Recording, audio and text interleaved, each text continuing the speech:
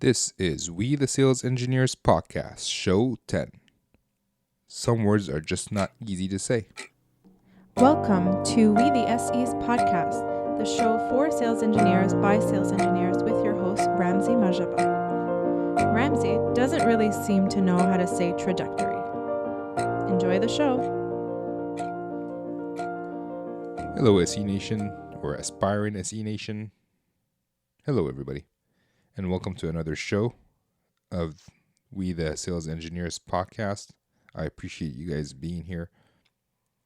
I never knew I couldn't say the word trajectory, which I just said, until I started this podcast, actually. But I've tried to say it a few times, and I fumbled through it, and I made it. And now I am saying it better. Trajectory.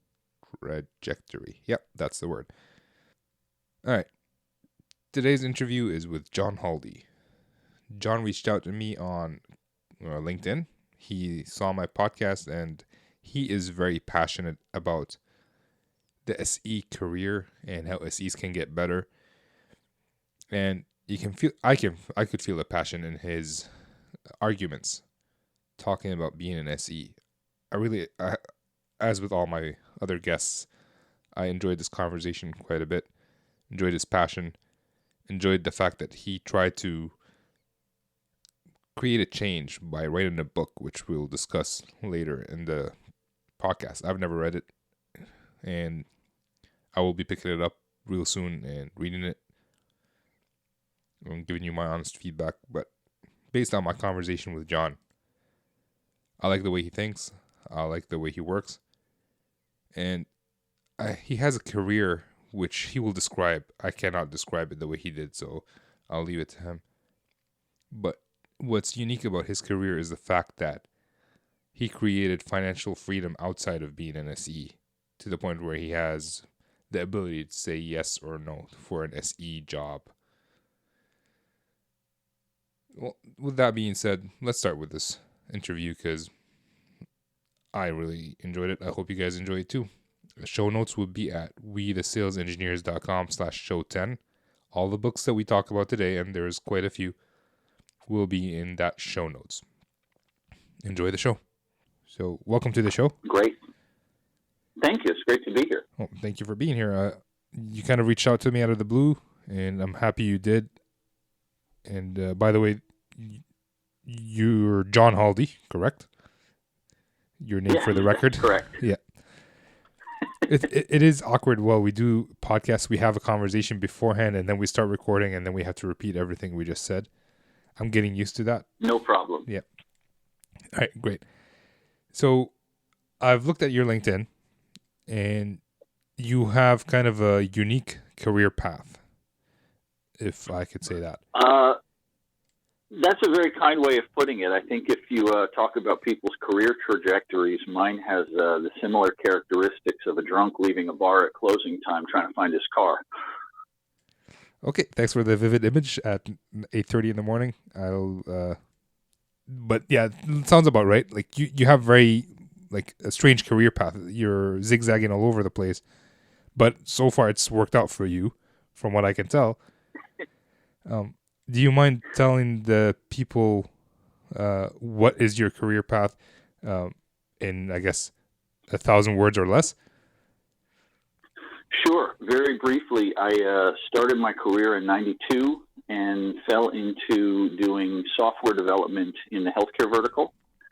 And when the .com boom rolled around, I decided to make a shift, and I landed a gig as an SE with a company that was doing web analytics at the time, and we eventually went public. And I had an absolute blast being an SE and couldn't think of doing anything else. And then 2002, and the .com bust rolled around. And in the third round of layoffs, it was time to go, and there really weren't many jobs. And while I was on the bench, as it were, an old high school friend called me and asked me if I wanted to get into finance.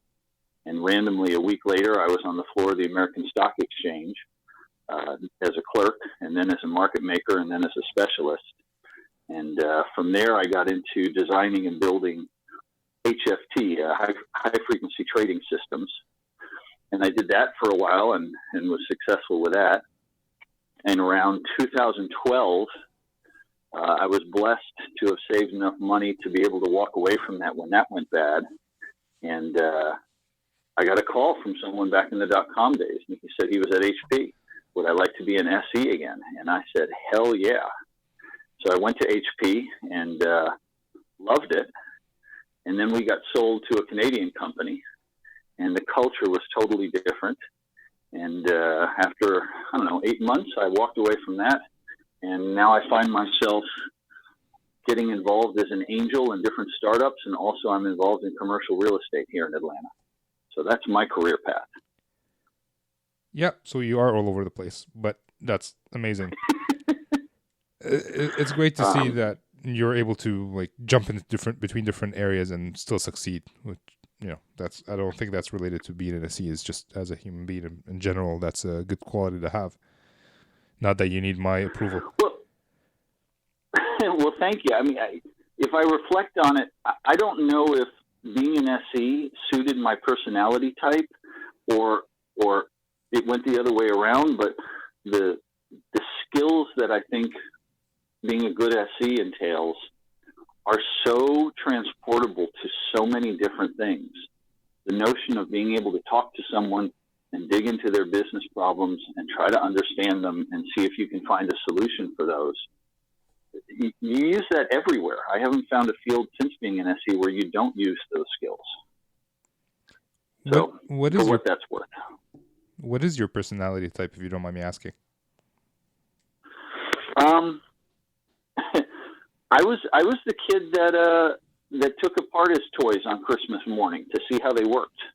I was the kid who loved Legos. I loved Lincoln Logs, erector sets, all those kinds of, let's see if we can build something and take it apart and see how it works. I don't know if you're old enough to remember, there was a toy, it was an invisible engine when I was a kid. And it was like a plastic encased engine, and you could see how the parts of an engine worked.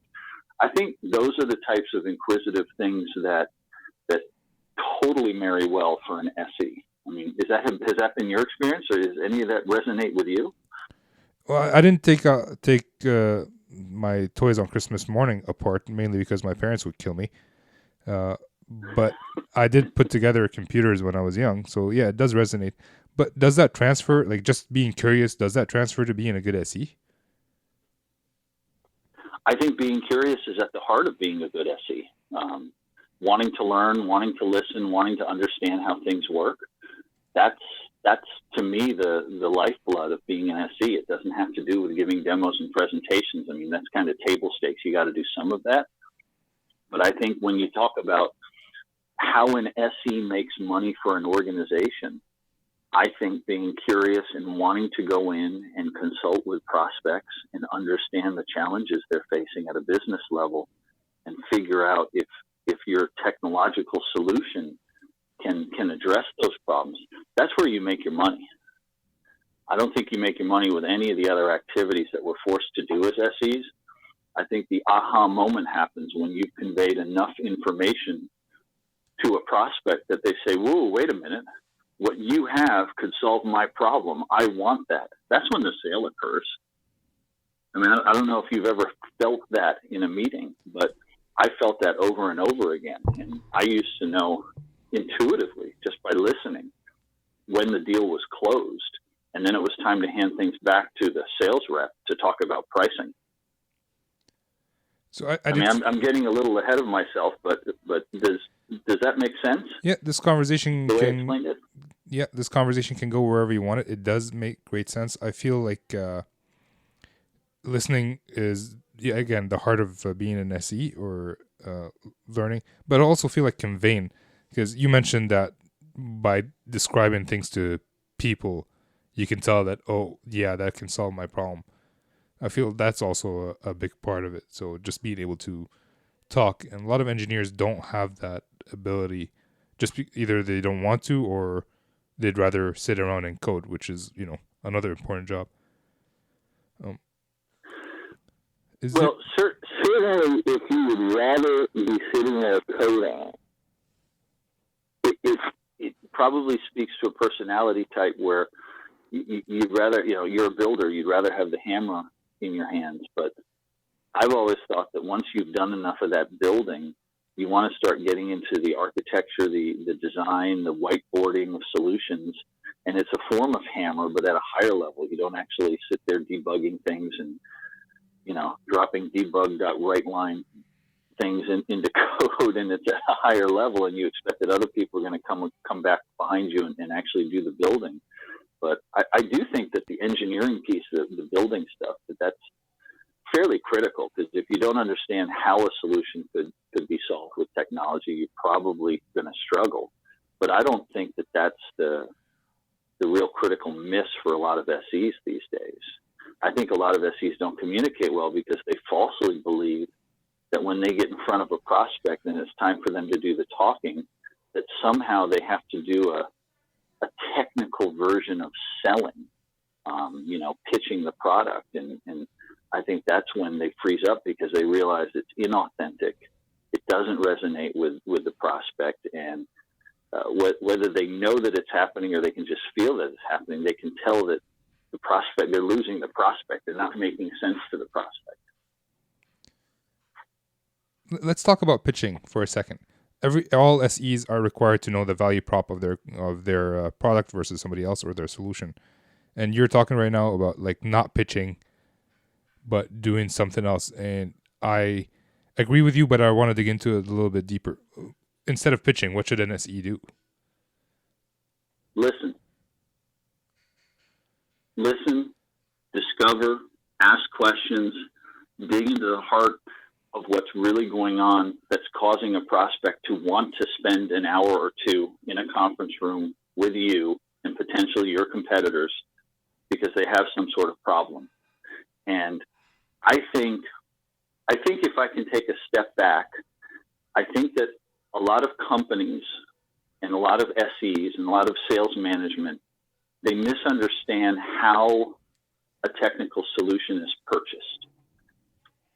And I think it comes back to the fact that if you talk to the VP of sales, if you talk to the regional manager of sales, and you talk to the sales reps, everybody has an ego, and everybody believes that if they're hitting their number and they're doing well and they're getting paid well, it's what they're doing that's working. And I came away from my time as an SE, and of course I have an ego too, but I came away genuinely believing that actual technical sales, most of it is done by the SE. And that's going to seem counterintuitive when I say the SE shouldn't be selling. But I think if we talk about why and how people buy complicated, expensive solutions, it could make sense. Do you mind if we dig into that? Yes, please. This is your show. Well, I read a book, I think it was one written by Daniel Pink, and he talks about a guy, George, forgive me, I'm forgetting his last name, but he's married to Janet Yellen, the former Fed chair. He did a paper back in the 70s talking about information asymmetry. And of all things to choose to study as a PhD economist, he chose to study the dynamics in the marketplace for used cars.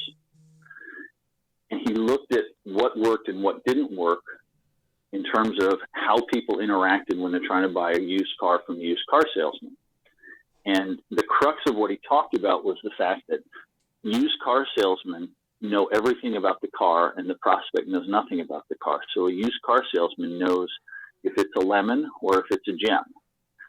But the funny thing is, because of the information asymmetry, the used car salesman has very little sway over the price, because everybody who walks in assumes, since he or she is a used car salesman, they're going to try to stick them with a lemon. So they're always pumping their cars. But if they have a gem and they sit there and genuinely say, this is a gem, people say, well, all you do is sell lemons, so I'm not going to pay you more for a gem. But if you think about what's going on in any complicated purchase, the buyer knows their problem, knows they have a problem. They're motivated to solve that problem. They're motivated to spend money to solve that problem, right? All of the classic qualification things that salespeople are supposed to look for to make sure somebody's actually a real prospect, a qualified prospect. But if you narrow it down to a qualified prospect, how do they buy?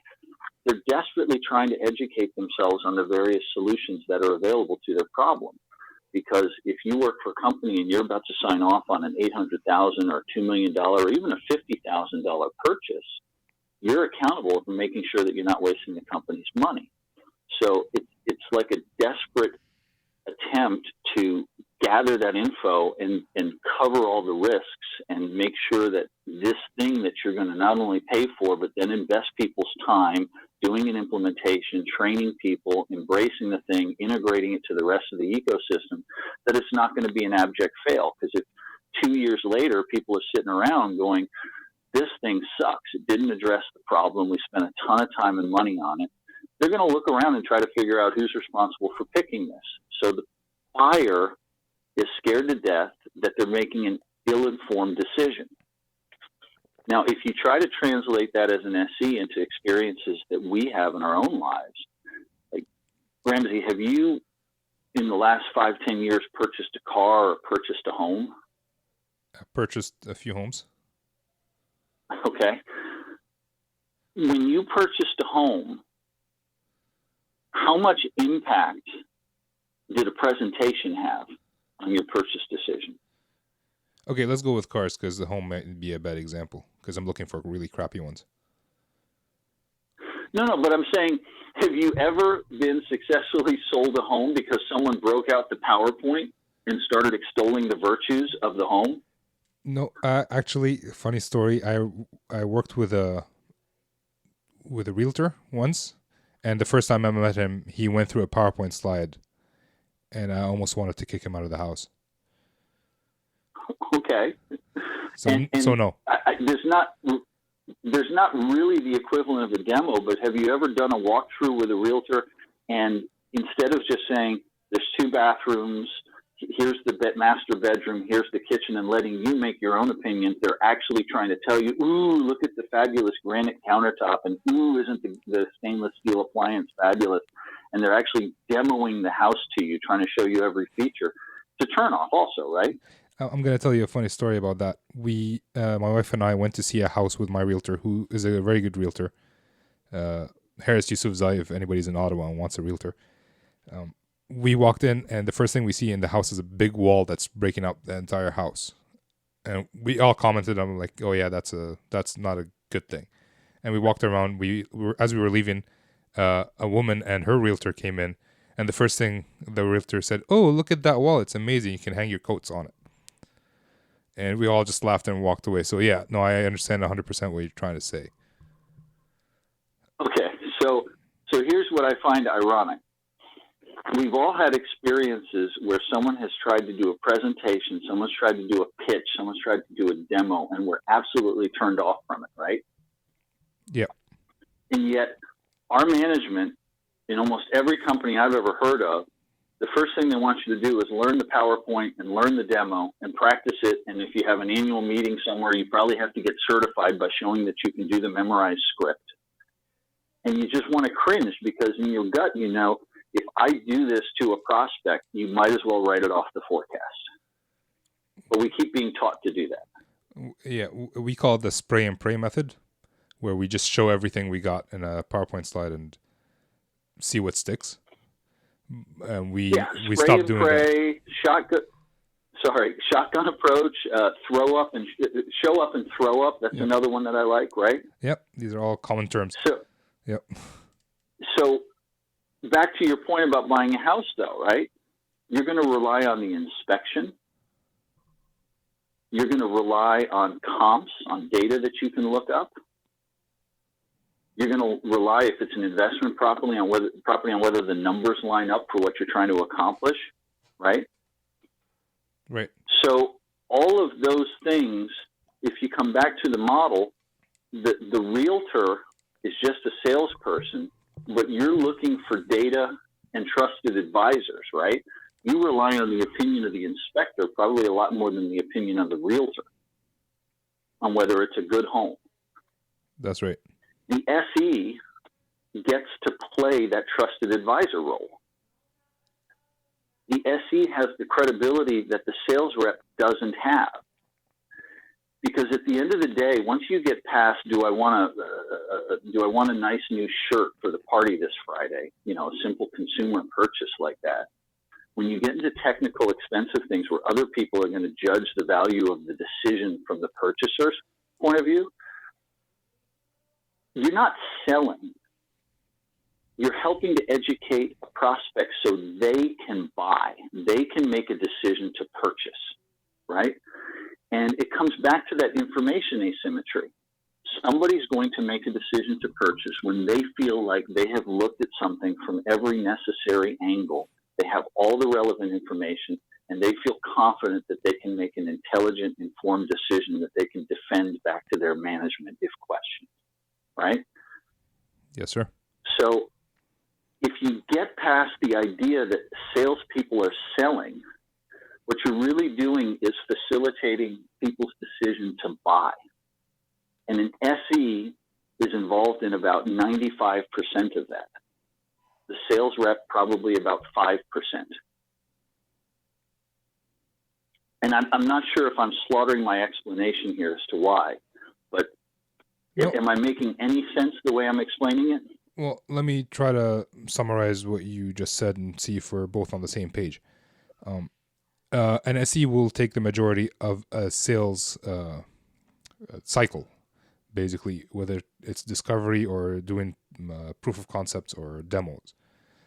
But the most important thing is trying to understand what the customer requirement is before starting to spray and pray, or throw up and show up and throw up, or any of those. And then you hand it off. Once the technical close is done, you hand it off to the account manager or salesperson to just do the closing. Does that sound as a good summary, or did I miss something? Yeah, I think you captured it. I mean, obviously there's marketing involved in generating leads. Salespeople do some initial qualification to see if they're even in the right ballpark. But the technical qualification of deciding, will our solution actually solve this prospect's problem? That's critical for the SE to own that. And so, yes, the SE needs to get involved early and needs to be given the power to disqualify a situation. If you're selling something that does X and the prospect's problem is that they need something that does Y, an SE in an organization needs to get out of that meeting and say to the sales rep and or their management, our solution is not going to work for them. This is not a good fit. We should not spend more resources on this. And we should tell the prospect that. And amazingly, if you tell the prospect that, they will appreciate you for being candid about it. And more often than not, when they do have a problem that's in your wheelhouse, you'll be the first one called because they know that you can be trusted to give them straight answers. Ramsey, you mentioned a book which I had not heard of, shame on me, but John Kerr's Trusted Advisor Sales Engineer, and I read it in the intervening time since we first talked about it. And he's absolutely spot on. It's a great book. And I think if he were on the call right now, he and I would be sort of nodding like bobblehead dolls, agreeing that this role of trusted advisor is the critical function of an SE. And I think a lot of companies, they just don't understand that. I remember going on a meeting once with a rep who I was working with for the first time at HP. So you would expect better things than my previous foray with a startup. But the rep walked me into the room and introduced me as the guy who carries the projector. And I thought, what kind of a rookie mistake is that, to walk in and immediately destroy my credibility, right? Yeah. We had... Go ahead. No, please. I don't want to get on my soapbox about reps that are terrible. Well, here's another example. We were interviewing for a rep at my company, and this guy walks in. I open the door for him. I introduce myself. He barely shakes my hand. And then we walk over. I introduce him to the sales director, the Canadian sales director. And he was introducing himself and us. And then the prospect basically looked at him and said, yeah, we're the guys who do the work. And I look at my director. I'm like, there's no way. He was going to be my account manager. And I'm like, I'm not working with this guy. He already killed it for me. So yeah, yeah. I wanted to step back though. When I asked you about the pitch, you said listen. And maybe I'm missing something here. I'm sure there's a piece missing. If we just listen, how are we supposed to tell the customer that we have a solution for you or we don't have a solution for you? Or are you saying not say anything during the first call?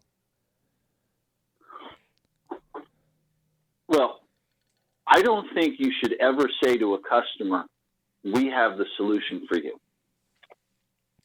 I think that you should reverse it, and I think you should give the customer enough information, and whether that's not a full-blown demo, I'm personally a fan of using the software on a laptop to showcase certain features as I talk, right? Use it as a stage prop, right? So if I'm talking about, oh, well, the software has the ability to do this, right? And you show a feature. You don't sit there going through the 87 features in your software, right? Yep. But if you show that feature and the prospect says, oh, wait a minute, I could use that to solve this, bingo. You just go, yes, you could, right? You don't try to say this solution will do it. You give them the information to come to that conclusion on their own. Because basic psychology, nobody's going to argue with their own conclusions, right? They'll argue with you till they're blue in the face. But if you give them data and they reach that conclusion on their own, it's been internalized, it's locked in. You don't even have to make that pitch. I do it a little bit differently. Maybe I'm wrong, but let me run it by you, see what you think. I generally just ask questions, basically, like, hey, you mentioned you're doing this today. If you do it like that, would that help you in any way? How much money would it save you? Would it save you any time?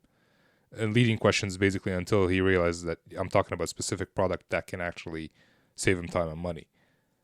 Is that a good technique, or it's kind of hard to critique based on that simple example, but okay. No, I think you and I are saying the same things.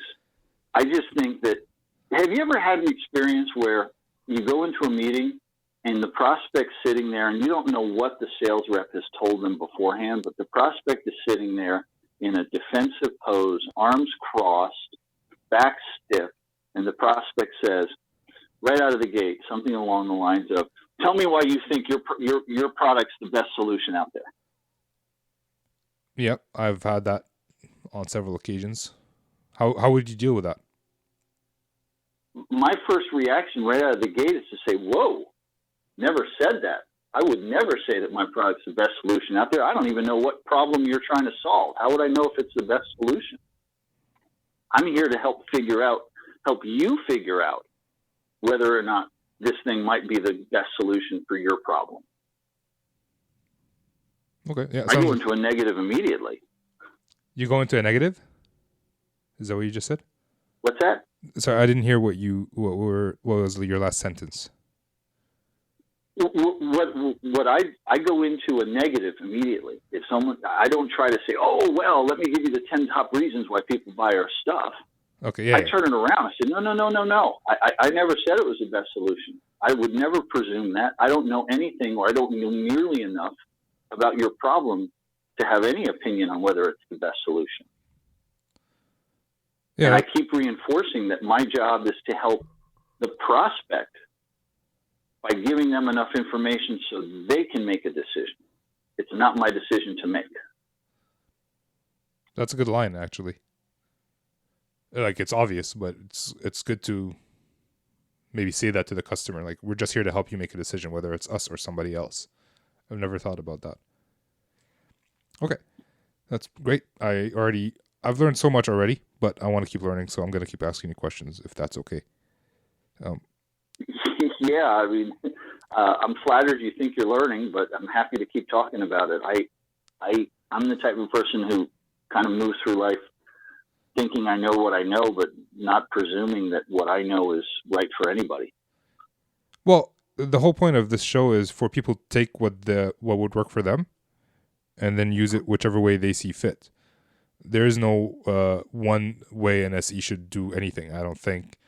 And even your way may not work for me, or your way may not work in Japan, or, I don't know if I'm being clear on what I'm trying to say, but people should learn from each other. Everybody should learn from each other and just adapt it to their own personality and their own technique, which is the whole point of this show. Can I ask you a question?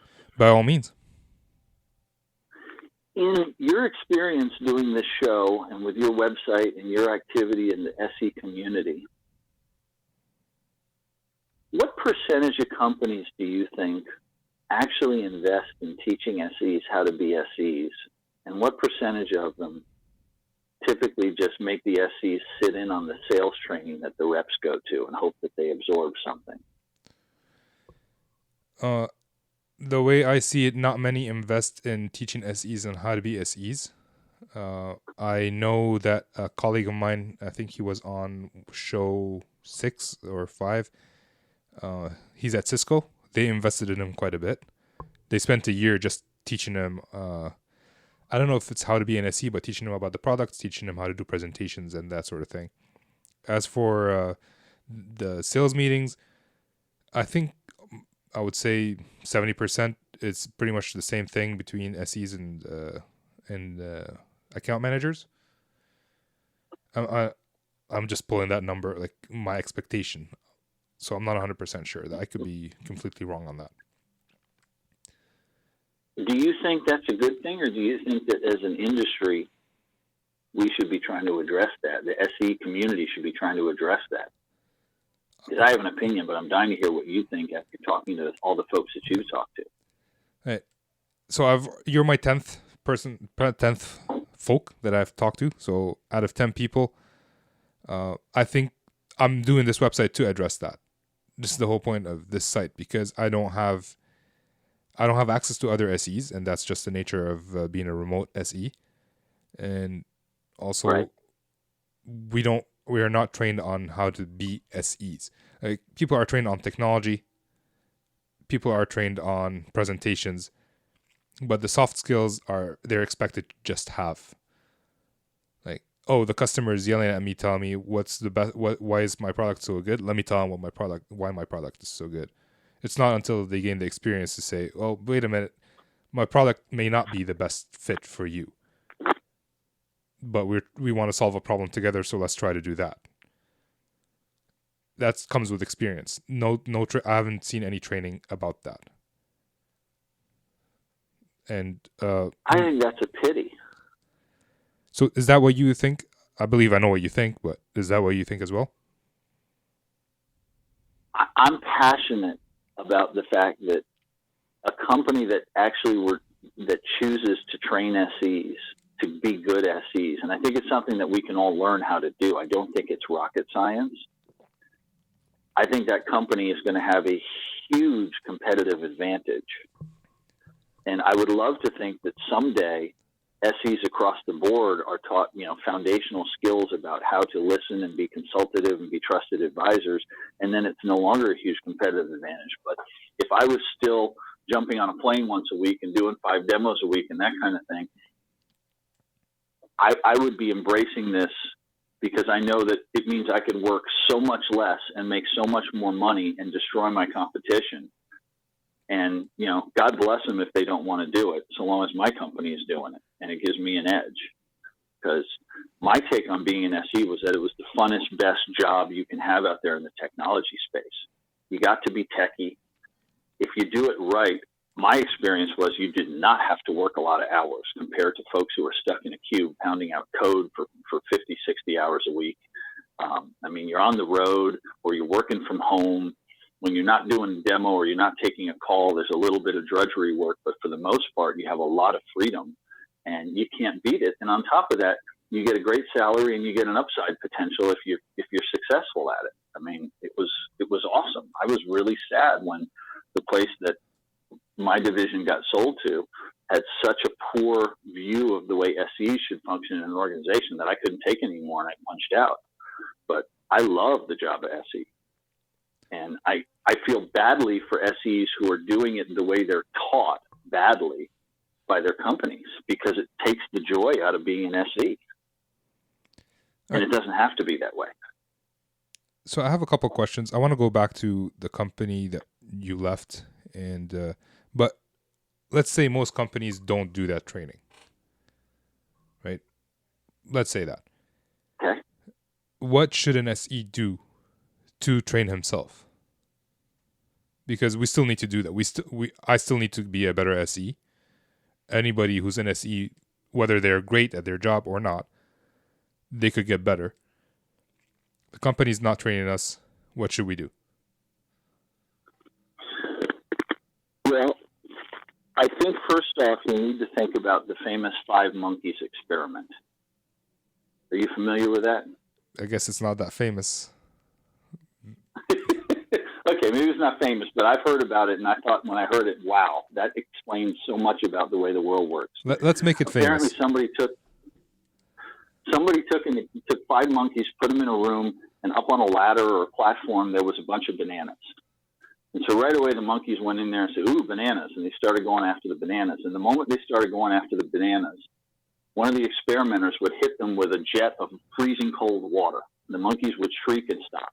And the monkeys very quickly learned if you go for the bananas, you get doused with icy cold water.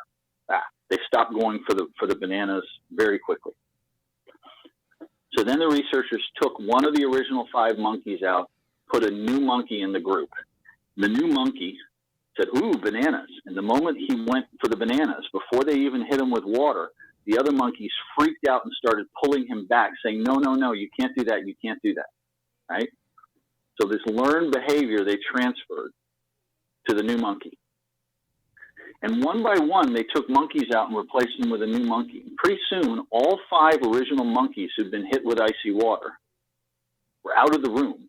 And it was all 5 new monkeys. But here's the funny thing. Not one monkey would go after the bananas because the monkeys had learned from their counterparts, whatever you do, don't go after the bananas. So each time they brought in a new monkey, they'd freak out, "You can't do that." But not one of the monkeys in the room had actually been hit with water or seen someone hit with water. And I think as SEs, especially if we're new, we come into an organization and we look for cues from the other folks who've been doing it the wrong way, saying, "Oh, you can't do that. Oh, you shouldn't do that. Oh, you can't do that." And we say, "Okay, well, they say I can't do that. I can't do that." So I think the first thing we need to do as SEs, if we want to step up our game, is say to ourselves, "You know what? It's okay to experiment a little. Especially if I sense that, there's an opportunity here, I'm going to try things a little differently and see what works. It's not the end of the world if you try something and it doesn't go well."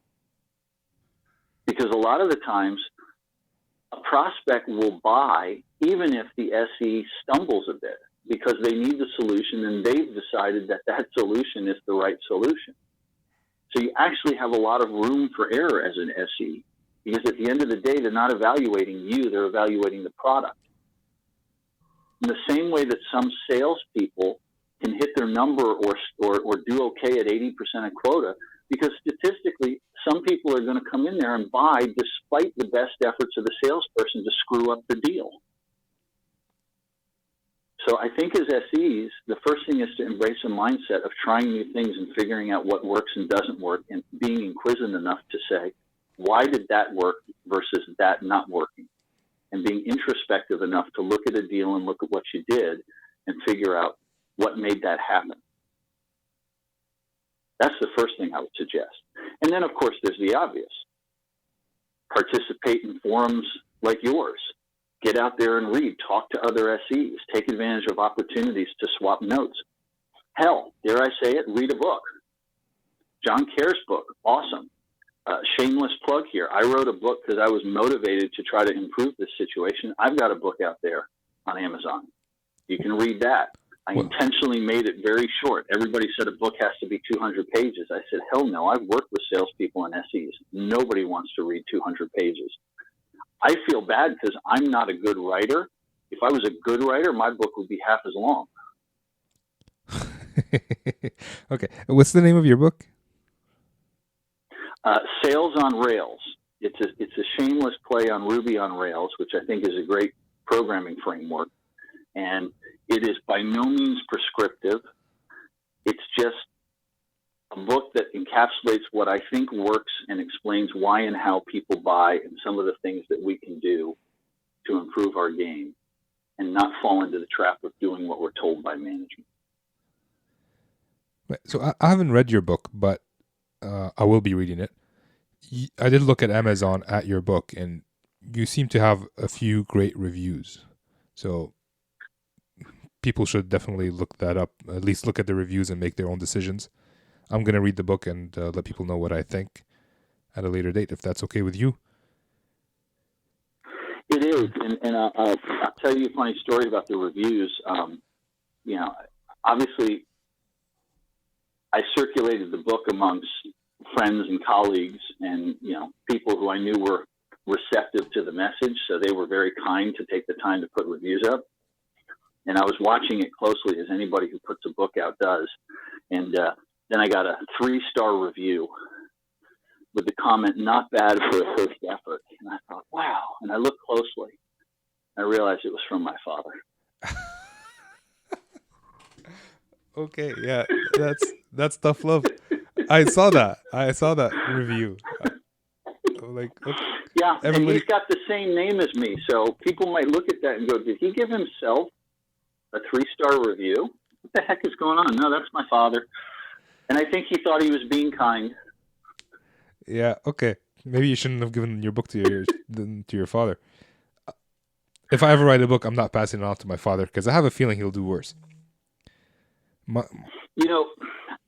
I saw my father a few months later, and I didn't make a stink about it because I think my father means well, but he was a former professor. He's a PhD economist, so, personality types. Yeah. But he handed me back my book, and I said, "Why are you giving me back my book?" He said, "Oh, I took the liberty of editing it." Yeah. And I opened it up, and I mean, it's like he broke a red pen over it and just splattered it on every page.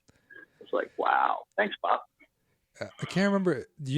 I can't remember if it's Robert Kiyosaki, which I don't know if you're familiar with. I'm pretty sure you are, or Grant Cardone. Rich Dad Poor Dad. Yes, they wrote a book. The Rich Dad Poor Dad was the best-selling book, and one reporter was giving him crap about his grammar or his spelling, and he's like, I didn't write a best-written book. I wrote a best-selling book, so.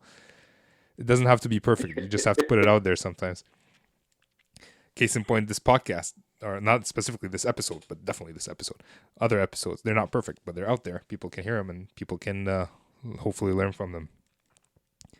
I want to circle back to freedom of an SE. I agree. We have great freedom, but isn't that also kind of related to how your relationship is with your account manager or your salesperson? Absolutely. Absolutely. And unfortunately, the bell curve applies as far as sales reps go, just like I'm sure it does for SEs. I've had the privilege of working with amazing sales reps. In fact, everything I learned about good sales and why people buy, all of that was learned initially at that startup way back when, because I happened to get paired with one of these exceptional sales reps who understands how things get sold and took the time to teach me. So that was amazing because at that startup, there was absolutely zero training, even for the sales reps. It was a startup. They didn't have the budget or the time for it. But he took me under his wing. Eventually, I started to get exposure to the rest of the organization. And then in subsequent gigs as an SE, I've had exposure to lots of different sales reps. And I think there's 10 to 20% of the sales reps out there, that upper tail, they're the amazing ones who really know what they're doing. They understand how and why they sell and why they're so successful. And they're easy to spot because they're killing their number consistently. And then I think you have the fat part of the bell curve, that 60 to 80% of reps. And, they're doing their thing. Some are better than others. They generally sort of go through the motions, and just by statistics, they're going to close some business, and probably there's some good SEs behind them who are driving that for them. And then you have that 10 to 20% on the bottom end of the tail who are absolutely useless, and you scratch your head wondering, why hasn't the organization fired this person yet? How many quarters do they have to be at 20% of quota before they get the tap on the shoulder and show them the door? And it's hard working with sales reps sometimes, because if a sales rep is completely convinced that they're the magic, they're going to think you work for them, and your job is to just go in there and repeat your mantra and then get out. And typically that's an indication that they're not going to make quota, and they don't get it. They'll complain about the prospects, they'll complain about the leads, they'll complain about the product, they'll complain about management, but they never pick up a mirror and think, maybe if I did things differently, maybe if I empowered my SE to help me drive business through the door, things could be different. So it's hard. It's hard as an SE. I think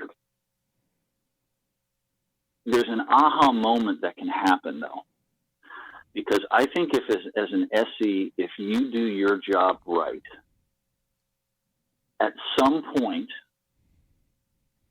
the prospect is going to go and say, they're going to start asking questions that tip the hand that they are internalizing a purchase.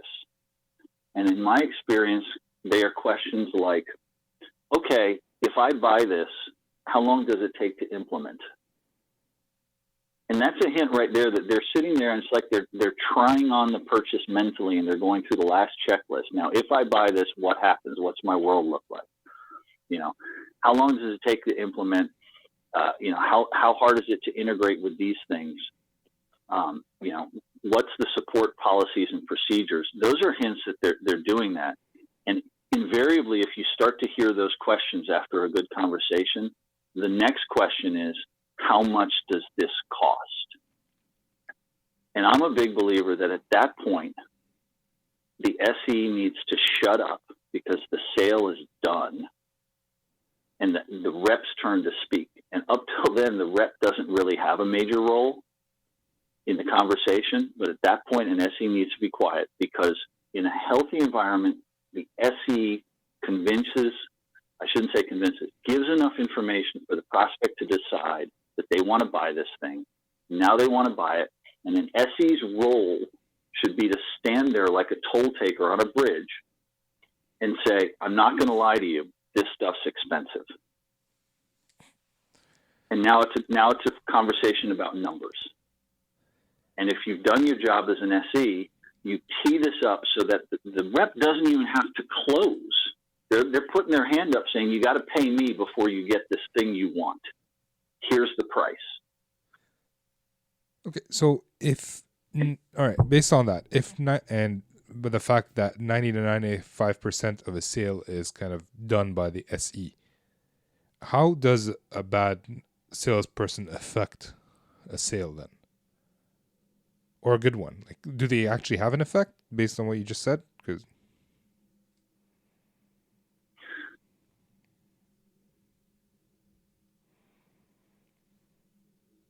I'm going to get in trouble with some reps who I've worked with if they ever hear this, but I really don't think that they have that much of an effect other than to make sure that they provide all the information necessary for the commercial terms of the deal. And, you know, discounting is a big topic for sales reps. I think if the SE does a good job, you tee the sales rep up to not have to discount much. Because if they over discount, it reeks of desperation. And the prospect may go, wait a minute, we think this is the great fit. We see the value here. Why is this person cutting their price 50%? What's wrong with this picture? I think the sales rep's job, if they have a good SE, is the easiest job in the world. And I guess you could take that further and say if we all did our jobs great, either the sales rep's quotas would go through the roof and they bitch and moan, or management would say, maybe we should be giving the lion's share of these commissions to the SEs and not to the sales reps. Because really what you do is if you do your job right, you turn the sales reps into order takers. And while that may hurt the ego of some sales reps, at the end of the day, sales reps love writing deals and collecting commissions.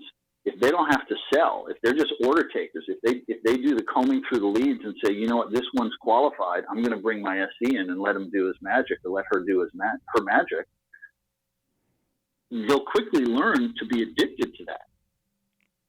And you see it in organizations where if you have a good SE who does that, reps throw their ego out the window and they'll say, no, you can't take my SE away. That's my SE. I don't want to work with that other person. They don't know what they're doing. I need my SE. It's like a security blanket or something. But yes, I don't think that reps have that much impact on a deal. When you buy a house, the realtor is not a factor. Shouldn't be a factor. I'm gonna challenge you a little bit on this, if that's okay. I don't wholeheartedly agree with you. I agree with some of what you just said, but I feel like there are some things that the salespeople do that, as an SE, I don't want to do. I don't want to go chase leads. I don't want to go find new leads and cold call. I can find leads within the organizations that I'm already working with, but I don't want to be cold calling people. I think that's one place a salesperson has a role. Also qualifying, making sure. Apologies if you thought I was implying that SE should find leads and cold call. Absolutely not. No. That would be a huge mistake. No, I definitely didn't think that. I'm just trying to. If any salesperson is listening, I just want to make sure that I didn't hurt their feelings. That's all.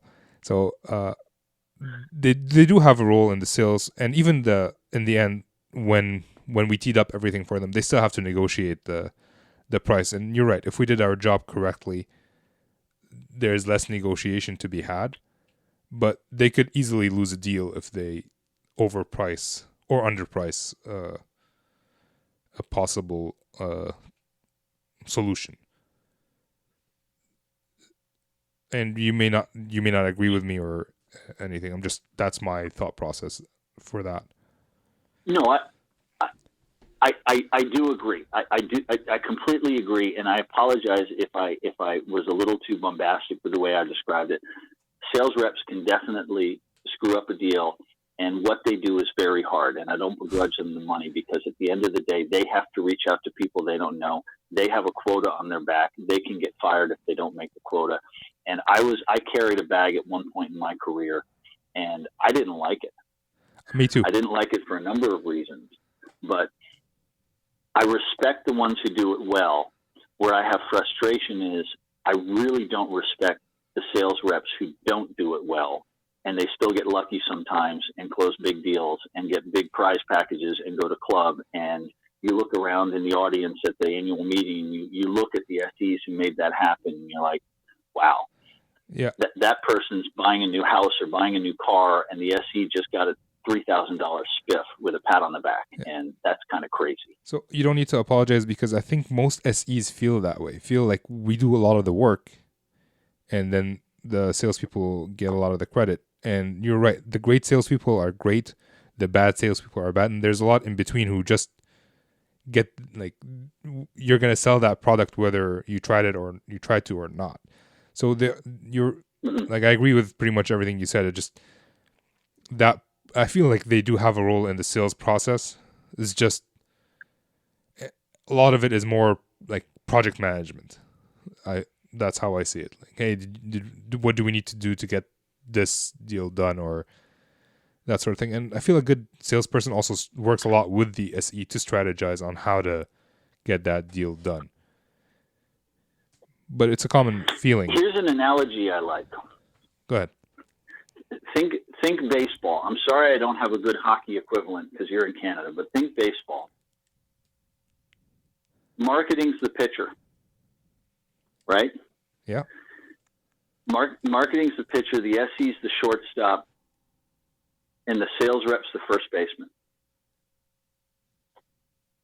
And the prospect hits a ground ball to the SE. SE fields it cleanly, throws to first, gets the out. None of that happens. You don't get the out if the first baseman doesn't do their job. They're critical to the play. It's an absolute team when it's functioning right. But at the same time, if the SE can't field the ball cleanly and throw it to first, it doesn't happen either. And there's a misconception that the first baseman is running across the field, fielding the ball, and running back to first and tagging the runner. And that's not the way it works. And I get very frustrated when I see management look at SEs as necessary evils or cost centers they have to do and completely interchangeable, and that what we do is just moronic. We just do the demo and the presentation and we're done, and fill out the RFP. It's not like that. In a healthy working environment, it's a four-legged sales team. Both people play a very important role. So is that why you left that Canadian company? Is that the experience that you had there? Yep. Okay. I have a different analogy. Go ahead. So a company does have a... They absolutely looked at us as glorified customer service / extra implementation folks, and they didn't put any value on what we did in the sales process. And their comp plan showed it, and management showed it, and the way we were treated in the sales structure, it was plainly obvious that they saw it as, they are just demo jockeys, and we're going to make them learn the product and memorize the PowerPoint and the demo, and otherwise load them up with RFPs, keep them busy, but they're really not that important. Is that a common? So that was the culture that I left. Was that common across multiple companies? Like, so far from my company that I've been in and the people that I've talked to, SEs are highly valued and well compensated. From your experience, is that treatment that you got from the Canadian company, and don't blame Canada for that, is that common?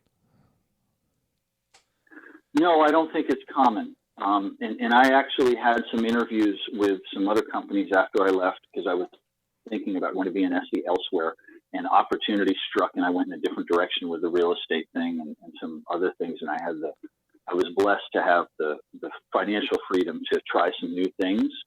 I don't think it's common, but I think it's not rare. Okay. So it's happening out there and we just don't know about it. Yeah, and to be fair, the business model of this company, I won't mention names, but the business model of this company I went to was to buy older technology, slash the marketing budget, and ride that product into the sunset, collecting support revenues as much as they could. So from that perspective, it's fair that they didn't think the SEs were very valuable, because they really didn't expect to get many new logos, and they didn't expect to build the customer base. They saw it. They specifically go out and buy products that they think are in the twilight of their life cycle, and they ride them into the ground. So one analyst described the purchase of our division as saying that our product was finally going to get responsible technology hospice care. Wow. So basically... So that was a hint to go. Yeah, if you're an SE, don't go into a company that's not selling their product anymore. That makes sense. Right. All right, well... Right. I mean... Go ahead. No. I was about to go on, and I just looked at my watch, and I realized you've probably got to get going. We've run out of time. Yeah, well, if you have 4 more minutes, I have 4 more questions for you that should be a quick answer. If you have time. Please, I got time. So I call it the not so fire round, but we'll do it in a fire round fashion today. Other than a notebook and a pen, what is the essential tool that a sales engineer should be using? A whiteboard. Sounds about right. And I would suggest, for fun, don't bring a notebook or pen. And when they start answering questions, start looking for one, and keep looking until the prospect gives you their notebook or pen. That's like a Jedi move that I learned from someone, and it works so brilliantly, because if they think you're a shyster, they'll just shake their head and think, oh, this poor idiot didn't even think to bring a notebook or pen, and they will literally give you their notebook and pen. And it takes so many defenses down from the prospect, because they're thinking, oh, pobrecito, this poor guy, right? I did that with a pen. I didn't do it with a notebook, but I did it with a pen. Not on purpose. I wasn't doing a Jedi mind trick. I actually was a crappy SE at that day. Okay. So it takes down defenses, and like basically it opens up the room for more discussion. Mm-hmm. Okay, I'll try that next time. Hopefully none of my customers are listening to this. So we already discussed this. A book or resource and every SE should read. So there's your book, there's John Kerr's book. I'm going to put both on the show notes for show 10. Is there another book that you would recommend? 2 books I think are great. one for foundational communication skills, Dale Carnegie's How to Win Friends and Influence People. Yeah, I've recommended that before. You know, the core of it is to be interesting, be interested. It speaks to an SE. If you want the product to care about what your solution does, first thing you have to do is convey that you are really, really interested in their problem. Yes. And the second book? The Sandler Rules. I've never heard of that. The Sandler Rules is a book written for sales people. And if you read it, you'll see that there's a lot of great stuff for SEs and even better stuff for reps. And if you're trying to coach a rep to be a great rep, you should try to insist that they read and internalize the Sandler Rules. Okay. I'll get my rep the Sandler Rules then. Is there any advice you would give a sales engineer that you feel they don't get from anybody else?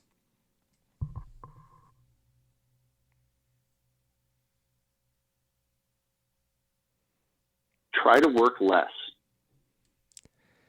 They never get that from anybody else. That's true. How? Try to work less by recognizing what's busy work and doesn't really move the needle. Try to be aggressive about disqualifying prospects when you know that you're not going to sell to them. Because reps will chase anything, especially if it lands on their forecast, to the ends of the earth. And as an SE, I think we know long before a rep does, this is a dead end. Be a lot more aggressive about disqualifying it. So how do you... Because then... Go ahead. Then you have the psychic energy and the time to focus on the ones that could turn into sales.